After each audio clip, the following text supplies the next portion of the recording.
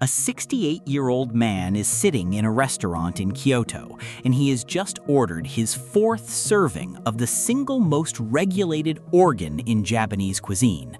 It's January 1975. The man is Bandō Mitsugorō VIII, a kabuki actor so celebrated that the government has designated him a living national treasure, an honor reserved for people the state has decided are, quite literally, irreplaceable. He is dining with friends, including several geisha from the Gion district, and he is in an excellent mood. The dish in front of him is fugu liver, pufferfish liver, sliced thin, glistening, and laced with enough tetrodotoxin to kill roughly 30 adult humans in a single lobe. He has told the chef more than once to bring him more. His companions each eat one modest portion. He eats 4. He goes back to his hotel that night, boasting to his wife about how delicious it was. 8 hours later, he is dead. Here's the detail that should bother you more than it probably does. He knew. Everyone at that table knew. Bandō wasn't tricked into eating poison. He specifically requested the most dangerous part of a fish that Japan had, by that point, spent nearly 400 years legislating, banning, licensing, and re-legislating precisely because of what it does to a human nervous system. He believed, based on years of eating it without dying, that he had built up an immunity. He had not. Tetrodotoxin doesn't work that way, and nothing does, and I'll get to why in a minute. But first, notice what's actually strange here. This wasn't an accident involving someone who didn't know better. This was a deliberate, repeated, culturally sanctioned decision made by an intelligent, famous, well-informed adult in a country that had already spent centuries writing laws specifically to prevent this exact outcome. And it still happened, which raises the question this whole story is actually about. Why would an entire civilization spend 400 years building rules around a fish, only to keep eating it anyway? Let's start with what tetrodotoxin actually does to you, because it is, frankly, one of the more unsettling substances in the natural world, and not for the reason most people assume. Most poisons people fear are dramatic. They make you convulse or vomit or bleed. Tetrodotoxin doesn't do any of that. It is, according to toxicologists, somewhere between 500 and 1,000 times more potent than cyanide by weight, and its mechanism is almost elegant in how quietly it works. It blocks voltage-gated sodium channels in your nerve cells, those tiny gates that let sodium ions rush into a neuron and fire off an electrical signal, the basic unit of every muscle movement, every heartbeat you take without thinking about it. Tetrodotoxin plugs those gates shut. Not violently, not chemically explosively, it just sits there, blocking the door, and the signal simply never arrives. The progression is almost clinical in its predictability. It usually starts 20 minutes to 3 hours after ingestion, with a tingling around the lips and fingertips, the same tingle that, disturbingly, many fugu enthusiasts specifically seek out as part of the experience, because trace, sublethal amounts of the toxin numb the tongue in a way some diners find pleasurable. From there, it spreads. Numbness, then weakness, then the muscles of the limbs stop responding reliably. In severe poisoning, paralysis moves toward the diaphragm and the muscles that keep the airway open, and the person can no longer breathe on their own. And here is the detail that makes tetrodotoxin genuinely different from almost every other lethal poison on Earth. Tetrodotoxin does not touch the brain. It has no meaningful effect on higher cognitive function, which means that in the worst cases, a person can become completely paralyzed, unable to speak, unable to signal, unable to so much as blink on command. They can hear the room. They can understand what's happening to them. They simply cannot move a single muscle to do anything about it. Some survivors have described lying in what looked to observers exactly like death. No pulse detectable at the wrist, no visible breathing, while being entirely aware the whole time. This is not folklore. It's documented in toxicology literature as a real and recognized clinical picture, and it's a major reason historical accounts occasionally describe fugu victims being nearly buried alive before recovering. There is no antidote. Not no antidote yet, not no widely available antidote. There is, as of current medical literature, no specific pharmacological agent that neutralizes tetrodotoxin in the body. Treatment is entirely supportive. Keep the patient breathing, usually with mechanical ventilation, keep their heart stable, and wait for the body to metabolize and excrete the toxin on its own, which typically takes somewhere between 1 and several days, depending on the dose. If a patient can be kept breathing during that window, they die of respiratory failure or cardiovascular collapse, while quite possibly still awake. Which tells you something important before we even get to the history. The entire multi-century Japanese cultural project around this fish was never about developing a cure. There isn't one. It was about developing something rarer and honestly more impressive, a system of human skill precise enough to ever needing one at all. Fast fact. 1 gram of purified tetrodotoxin is, according to toxicological estimates, enough to kill roughly 500 adult humans. A single fugu liver can contain a lethal dose many times over. The fish is not subtly dangerous, it is aggressively, almost inefficiently dangerous, which makes the fact that people kept eating it on purpose slightly harder to explain through simple ignorance. Fast fact.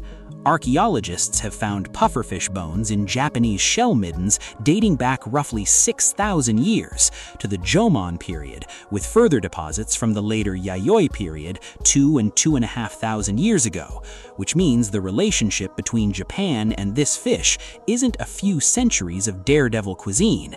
It's one of the longest continuously documented human relationships with a single dangerous food source anywhere in the world. People were eating fugu, and presumably occasionally dying from it, thousands of years before anyone thought to write a law about it. Rewind to 1598. Toyotomi Hideyoshi, one of the 3 unifiers of Japan, a man who had spent decades consolidating power through war, negotiation, and occasionally terrifying displays of ruthlessness, is massing roughly 150,000 troops in Kyushu for an invasion of Korea. This is a logistics operation on a staggering scale for the 16th century, feeding, housing, and organizing an army that size in a staging area waiting for deployment orders. And soldiers keep dying. Not in battle, they haven't left yet. They're dying in camp from eating fish. The soldiers, many of them from inland regions with no experience preparing pufferfish, were treating fugu like any other catch, gutting it, cooking it, eating the whole thing, organs included, which is precisely the wrong approach because the toxin concentrates most heavily in the liver, ovaries, and intestines, the parts every other fish preparation instinct in Japan would tell you are perfectly edible, sometimes even the best part. Multiple soldiers died before ever reaching Korea, killed by dinner rather than combat, which is a genuinely embarrassing category of military casualty, even by 16th century standards. Hideyoshi's response was blunt. He reportedly declared the fish must not be eaten and issued an edict banning fugu consumption army-wide. The Tokugawa shogunate, which took power a few years later and ruled Japan for the next 2.5 centuries, didn't just continue the ban, they escalated it and specifically targeted the samurai class. This part is worth sitting with for a second because it tells you something about how Edo period Japan thought about the relationship between an individual and the state. A samurai's life was considered in a very literal legal sense the property of his feudal lord. Dying from a self-inflicted, entirely avoidable dinner wasn't just a personal tragedy, it was interpreted as a kind of theft, a waste of an asset that belonged to someone else. The Choshu domain, in what is now Yamaguchi Prefecture, enforced what might be the single harshest food safety penalty in recorded history, If the head of a samurai household died from fugu poisoning, the family's hereditary stipend was confiscated, and the family name itself was struck from the official record. Not just punishment for the dead man, erasure of the entire lineage, as if eating the wrong fish liver could retroactively unmake your ancestors. Here's where everything quietly changes, though, and it's the detail most retellings skip. The bans were, by most historical accounts, largely theatrical outside the samurai class. Common people kept eating fugu throughout the entire Edo period, more or less openly, especially in the western regions of Japan where the fish was abundant and the preparation knowledge had been passed down for generations. Laws banning an entire category of food, enforced against a warrior aristocracy but only loosely applied to everyone else, is a genuinely strange kind of prohibition, one that suggests the government understood something the modern regulatory mind might find uncomfortable, that you cannot actually legislate a craving out of existence. You can only decide who's allowed to take the risk. It's worth pausing here on a detail almost every Fugu article gets slightly wrong, or at least states with more confidence than the science actually allows. The fish itself does not manufacture tetrodotoxin. Current scientific consensus, supported by studies on farmed, toxin-free pufferfish, holds that the toxin originates from certain marine bacteria which accumulate in the food chain. Toxin-producing bacteria are consumed by small invertebrates like starfish and certain snails. Those are eaten by the pufferfish, and the toxin bioaccumulates in the fish's tissues, particularly the liver and ovaries, where the fish appears to have evolved a resistance mechanism that lets it store the toxin without succumbing to its effects. This is genuinely useful information beyond mere trivia, because it explains one of the strangest facts in this entire story. Pufferfish raised in controlled aquaculture, fed a toxin-free diet from birth, grow up essentially non-poisonous. The fish was never inherently lethal. It was borrowing its weapon from its environment the entire time. Myth: the famous tingling sensation on the tongue when eating fugu is just a spicy, harmless flavor quirk, like the numbing effect of Szechuan peppercorns. Verdict: false, and somewhat alarmingly so. Reality: that tingle is sublethal tetrodotoxin exposure. It is literally the earliest neurological symptom of the same poisoning process that at higher doses causes respiratory paralysis and death. Historical gourmets in the Edo period reportedly prized this sensation specifically, sometimes dipping fugu sashimi in soy sauce mixed with trace amounts of fugu liver to intensify the numbing effect on the tongue and lips, deliberately courting the first rung of a symptom ladder that, one rung further, kills you. Why the myth became popular? Because modern licensed fugu preparation is so reliably safe that many diners assume any lingering edge to the sensation must be purely aesthetic, like the burn of chili, rather than literally pharmacological.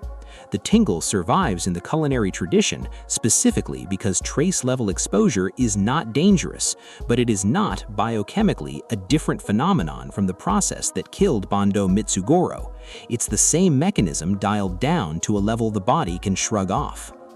Which brings us to how the ban actually ended, because the story of fugu's rehabilitation is a genuinely strange piece of political history that reads more like an anecdote your uncle would tell than an actual policy shift. In 1888, Ito Hirobumi, a former and future prime minister, one of the most powerful political figures in Meiji-era Japan, was traveling through Shimonoseki, a port city at the western tip of Honshu that had been a fugu stronghold for centuries. According to the most commonly cited version of events, rough weather kept the local fishing boats in port, leaving a restaurant called Shunpan-ro with almost nothing else to serve their distinguished guest. Reluctantly, the proprietress served him fugu, technically still illegal at the time, and Ito loved it enough to lift the local ban on the spot. I want to flag something here rather than just repeat the anecdote as fact, because this is exactly the moment where good history and good storytelling pull in different directions. Historians treat this story with some caution. It has the shape of a founding myth, the kind of clean, symbolic narrative institutions tend to construct after the fact to explain a policy change that probably had more boring bureaucratic causes underneath it. What's better documented is the outcome. Yamaguchi Prefecture lifted its fugu ban Japan following this episode. Hyogo followed in 1918, Osaka in 1941, and the practice spread nationwide over the following decades. Shunpan-ro, the restaurant where it supposedly happened, later hosted the negotiations for the 1895 Treaty of Shimonoseki, which ended the First Sino-Japanese War, meaning one building in one small port city managed to be the site of both the symbolic end of Japan's Fugu prohibition and one of the most consequential diplomatic treaties of the era. Shimonoseki still markets itself today as the Fugu capital of Japan, and the fish is sometimes referred to locally as fuku instead of fugu, a small linguistic sidestep since fuku sounds like the word for good fortune, while fugu carries an unlucky echo, which is either a charming regional quirk or a very understandable branding decision for a city's signature export can kill you. Speaking of terrible planning though, lifting the ban didn't actually solve the underlying problem, it just meant more people were now legally allowed to prepare a fish that was still, mechanically, just as lethal as it had been under Hideyoshi. The next chapter of this story isn't about legislation, it's about what happens when a government decides the solution to a dangerous tradition isn't prohibition, it's licensing. Fugu's danger didn't stay confined to law and medicine, it worked its way into Japanese art, and specifically into poetry, in a way that tells you how normalized the risk had become by the Edo period. Yose Busan, widely regarded as one of Japan's greatest haiku poets, wrote about fugu directly, using the fish as a stand-in for a particular kind of reckless emotional state, the image of someone choosing a fugu dinner the way a person might choose one last extravagant gesture, aware of exactly what they might be risking. That a poet of Busan's stature would reach for fugu as shorthand for beautifully ill-advised decision tells you the fish had already become cultural vocabulary by the 18th century, not just a meal. You don't build a recognizable metaphor out of an obscure regional curiosity, you build it out of something your entire audience already understood in their bones. The other name carries its own quiet history too. In parts of Japan, fugu is referred to instead as teppo, literally pistol, drawn from an expression meaning to be shot. Ordering fugu in that framing was linguistically indistinguishable from voluntarily standing in front of a loaded weapon and hoping for the best.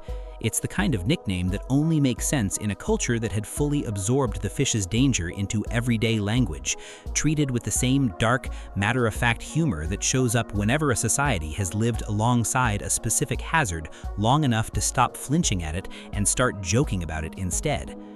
Modern Japan's approach to fugu safety came together after the Second World War, when the 1947 Food Sanitation Act gave prefectures and municipalities the legal authority to establish formal licensing systems. Osaka implemented mandatory chef licensing in 1948. Other regions followed. Today, in order to legally prepare and serve fugu in a Japanese restaurant, a chef must complete a lengthy apprenticeship under an already licensed practitioner, typically spanning years, not months, and then pass a formal government exam that tests both written knowledge of toxin distribution across different fugu species and, critically, practical dissection skills under observation. The exam has a reputation, according to multiple accounts of the process, of a substantial failure rate, commonly cited as around half of all candidates failing on a given attempt, which is a remarkable number for a professional culinary certification. Think about what that number actually implies. This isn't a test measuring whether someone can produce an acceptable dish, it's a test measuring whether someone can be trusted, unsupervised, with an organ that, if mishandled, doesn't produce a bad meal, it produces a body. A 50% failure rate suggests a system that has deliberately calibrated its bar not towards competence, but something closer to certainty, because the acceptable margin of error here is effectively zero. And the system works. According to industry accounts, since licensing became compulsory, deaths inside licensed professional fugu restaurants have become vanishingly rare, Bandō Mitsugorō VIII's 1975 death being the most famous exception precisely because it was so unusual for a licensed establishment. The chef who served him was later given a suspended prison sentence. The overwhelming majority of fugu poisoning cases in Japan today, according to health ministry data, occur not in licensed restaurants, but among amateurs, recreational fishermen who catch their own fugu and prepare it themselves, confident that watching a professional do it a few times has taught them enough. It usually hasn't. Japan's Ministry of Health has noted that fugu poisoning accounts for roughly half of all fatal food poisoning incidents in the country in a typical year, not because the professional system is failing, but because it's carrying almost the entire risk burden of an activity that amateurs keep attempting anyway. This is a genuinely interesting inversion of how most food safety regulation works. Usually the danger is in the professional supply chain, contamination, mishandling at scale, industrial shortcuts. Here, the professional supply chain is, by any reasonable measure, extraordinarily safe. The danger has almost entirely been pushed to the margins, to the individual person standing in their kitchen with a knife and an internet tutorial, convinced that the professionals are maybe being a little too overcautious. It's worth returning to Bandō Mitsugorō VIII for a moment, because his death is often told as a simple morality tale. Famous man gets overconfident, famous man dies. And that framing skips the part that's actually more interesting. He wasn't wrong about his own tolerance exactly. He'd eaten fugu liver many times before without incident, and he told people he believed he had built up an immunity to it. There is no known biological mechanism by which regular tetrodotoxin exposure confers meaningful resistance in humans. This isn't like developing tolerance to caffeine or alcohol. His survival, dozens of times over, wasn't evidence of immunity. It was evidence that the doses he'd previously received happened to fall below a lethal threshold, which is a very different thing, and the distinction that's almost impossible to feel the difference between right until it kills you. He ordered 4 servings, 3 times what his companions ate. They were fine. He was not. The variable wasn't his biology, it was the dose. Myth. Modern medicine has developed an antidote or reliable treatment that neutralizes tetrodotoxin, so contemporary fugu poisoning is rarely fatal. Verdict. Partly true in outcome, false in mechanism. Reality. Survival rates for treated tetrodotoxin poisoning have improved dramatically, but not because anyone found a chemical antidote. None exists. Improved outcomes come almost entirely from faster diagnosis and better supportive care, especially mechanical ventilation, which keeps a paralyzed patient breathing long enough for their body to clear the toxin naturally. There is at least one documented and genuinely striking case from a 2012 medical report out of Israel, in which a patient with severe pufferfish poisoning, complete paralysis, absent reflexes, deep coma was treated experimentally with a cholinesterase inhibitor called neostigmine and showed dramatic improvement within hours of the first dose, regaining reflexes and eventually recovering fully. That's a genuinely promising development. But it's a single case report, not an established standard of care, and toxicology references still describe treatment as fundamentally supportive rather than curative. The honest version of the story is less satisfying than science solved it. Mostly, doctors just keep you alive long enough for your own body to do the actual work. Here's where everything quietly connects to something outside Japanese cuisine entirely, because tetrodotoxin was never a fugu-exclusive invention. It's produced, ultimately, by bacteria that show up across a surprising range of unrelated species, which raises an obvious question that most fugu documentaries skip entirely. If the toxin comes from bacteria rather than the fish itself, why does it show up specifically in pufferfish and nowhere else? It doesn't. That's the counterintuitive part. Tetrodotoxin has been identified in blue-ringed octopuses, whose bite delivers a dose potent enough to cause fatal paralysis in humans within minutes, with the same absent antidote, supportive care-only treatment protocol as fugu poisoning. It shows up in certain rough-skinned newts native to North America, whose skin toxin is potent enough that a single newt could theoretically kill multiple adult humans, a fact made grimly famous by isolated stories of people dying after swallowing one on a dare. It's been found in some species of horseshoe crab, several types of flatworms, and certain marine snails. The toxin isn't a pufferfish trait. It's closer to a widely distributed bacterial tool that unrelated species across the animal kingdom have independently evolved resistance to and then repurposed as a defense mechanism, in what is either a remarkable case of convergent evolution or simply evidence that a genuinely effective poison, once it exists in an ecosystem, tends to get borrowed by whoever can survive carrying it. I'll mention one more claim here, carefully because it's famous and worth addressing rather than ignoring. The idea that Tetrodotoxin was used historically in Haiti to create so-called zombies, victims poisoned into a death-like paralytic state, buried, then revived and enslaved. This claim was popularized by the ethnobotanist Wade Davis in the 1980s, and it made for genuinely gripping reading. It's also, by the current state of the evidence, considered scientifically unsubstantiated by most toxicologists and anthropologists who've examined it since. The samples Davis analyzed showed inconsistent or negligible tetrodotoxin content, and no rigorous replicated evidence has confirmed the mechanism he proposed. It's a compelling story. It is not, as far as current scholarship can establish, a demonstrated fact, and it's worth knowing the difference between the two, especially with a substance this genuinely dangerous. The real documented cases are disturbing enough without needing to borrow from the unproven ones. Fast fact: not every pufferfish is dangerous. Species vary enormously in toxicity, some barely registering any tetrodotoxin at all, and toxin concentration even within a single dangerous species can shift by geography, season, and diet. This is precisely why the licensing exam tests species identification as rigorously as it tests dissection technique. Knowing which fish you're holding is half the battle before you've even picked up a knife. Here's a detail that undercuts the entire premise of this story just slightly, in a way I find genuinely funny. You can now buy pufferfish that are, biologically, almost entirely non-toxic. Japanese aquaculture researchers, working from the bacterial origin theory of tetrodotoxin, began experimenting with raising fugu on toxin-free feed in controlled contaminant-free tanks, cutting the fish off the entire bacterial supply chain that would otherwise let it accumulate poison. The results were farmed fugu with dramatically reduced, sometimes near undetectable toxin levels, which means an industry built almost entirely around the theater of surviving extreme danger, the licensing exams, the 400-year legal history, the specific cultural thrill of eating something that could theoretically kill you, has quietly developed a version of its own signature product that removes the danger it was originally famous for. Some traditionalists reportedly find farmed detoxified fugu less interesting precisely because of this, which tells you the appeal was never purely about flavor.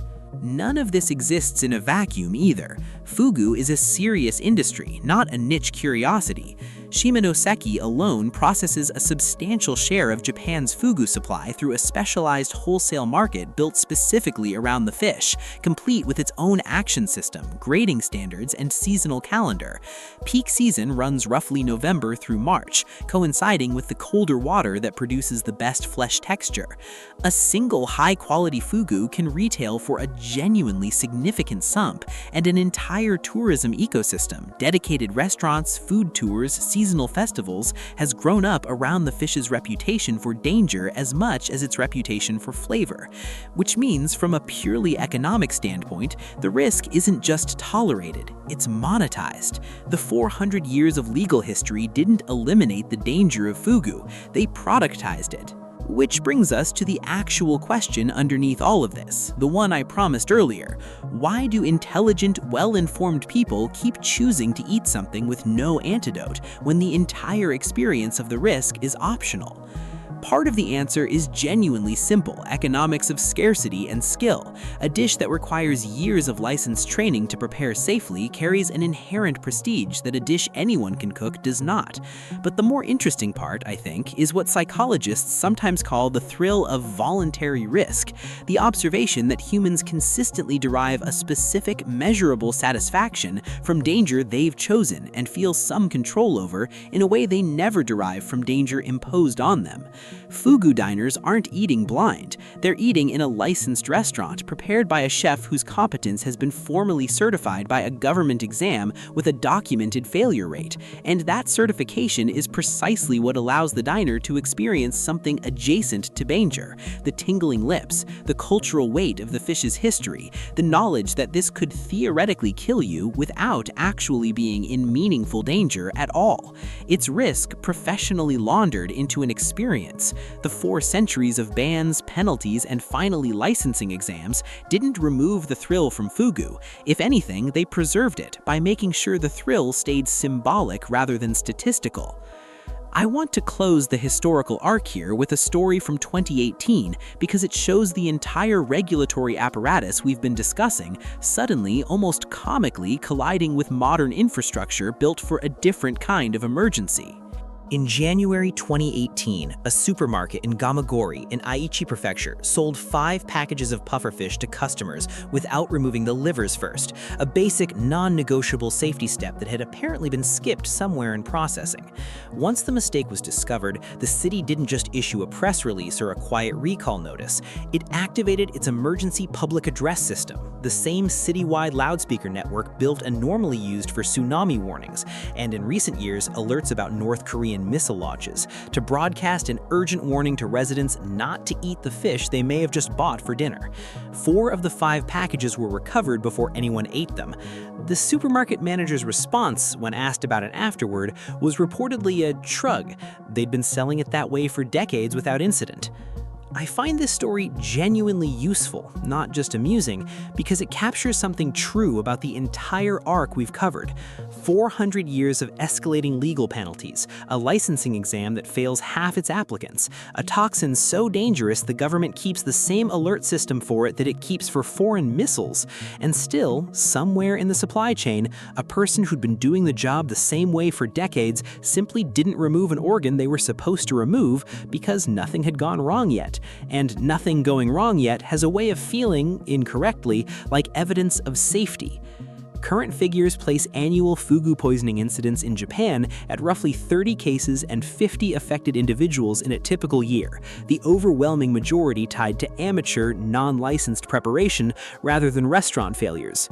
Taiwan recorded 11 deaths across 15 separate incidents over a 20-year span from 1991 to 2011.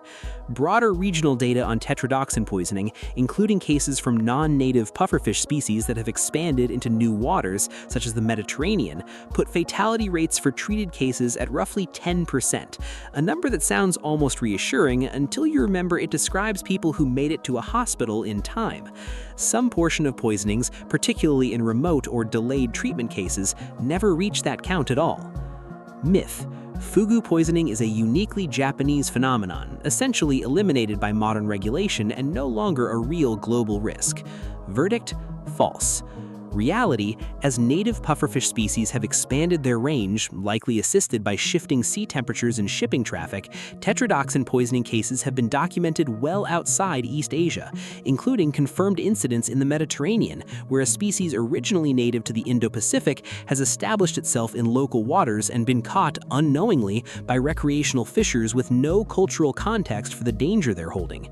Regional health authorities in newly affected areas have had to build tetrodotoxin poisoning protocols essentially from scratch, borrowing heavily from Japanese medical literature because the fish arrived faster than the institutional knowledge needed to handle it safely. Why the myth became popular? Japan's licensing system is so visible and so thoroughly associated with Fugu culturally that it's easy to assume the danger is a solved, contained, geographically specific problem. It isn't. The toxin doesn't respect borders, and neither, it turns out, do the fish carrying it. Modern Fugu safety doesn't rest on chef's skill alone anymore, and it's worth understanding what's changed on the science side.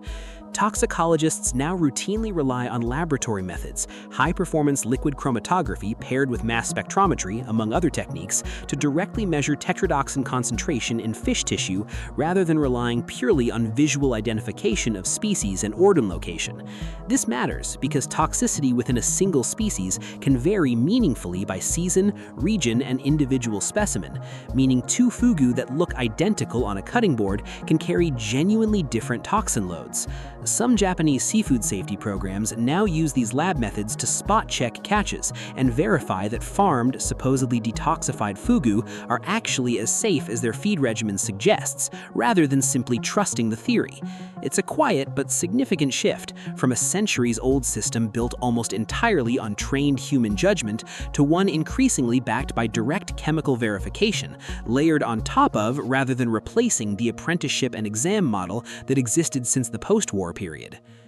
It's easy, telling this story through warlords and prime ministers and living national treasures, to lose track of what fugu actually meant for the people who weren't famous, the fishermen who caught it, the small family-run restaurants that built a seasonal business around it, the regular customers who ordered it every winter without a second thought. For most of Japan's fugu eating history, this wasn't a rarefied delicacy reserved for the wealthy and the reckless. In fishing communities along the western coast, fugu was, for long stretches, simply what was available and affordable in the colder months, prepared by people who'd learned the technique from a parent or an older relative, the same way any regional specialty gets passed down. The elaborate licensing apparatus is a distinctly modern layer sitting on top of a much older, much less official tradition of household knowledge. Grandmothers who knew exactly which part of the fish to discard, passed down not through a government exam, but through the much older, much less official curriculum of watching someone do it correctly 100 times before you're allowed to try it yourself. The formal system we've spent most of this documentary describing didn't invent fugu safety. It codified something communities had already been managing, imperfectly but persistently, for thousands of years. So here's what I keep coming back to after everything. A warlord banned a fish because his own soldiers kept dying from it before they'd even reached the war he was sending them to. A shogunate turned that punishment into a punishment severe enough to erase a family's name from history. A prime minister, according to a story historians treat with healthy skepticism, unbanned it because he liked how it tasted on a rainy night. A licensing exam now fails half the people who try to earn the legal right to serve it. A famous, intelligent, well-informed actor ate it anyway 4 times in one sitting, convinced that repetition had made him safe, and died 8 hours later having correctly predicted almost nothing except how much he'd enjoy the meal. None of these people were foolish. That's really the whole point of telling the story this way instead of as a simple cautionary tale. Every single decision along this timeline, banning the fish, punishing the family, lifting the ban, building the license, ordering the 4th serving, made sense to the person making it given what they knew, what they wanted, and what they were willing to risk to get it. History doesn't usually look like people doing obviously stupid things. It looks like people doing locally reasonable things one after another inside a set of constraints and desires that made perfect sense from where they were standing. And the results only look strange once you zoom out far enough to see the whole shape of it at once. That's really what Tetrodotoxin has been doing this entire time, if you think about it. It doesn't attack you violently. It doesn't announce itself.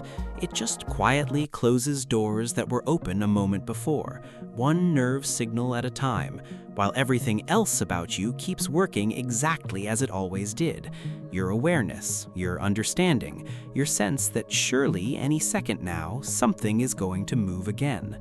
There's something almost too fitting about a poison shaped like that becoming the centerpiece of a 400-year human story about risk, prestige, regulation, and the specific kind of confidence that convinces you the rules exist for someone slightly less careful than yourself. History isn't strange because the people in it were different from us. It's strange because they were almost exactly like us, capable, careful, occasionally reckless, mostly right, and every so often willing to order one more serving.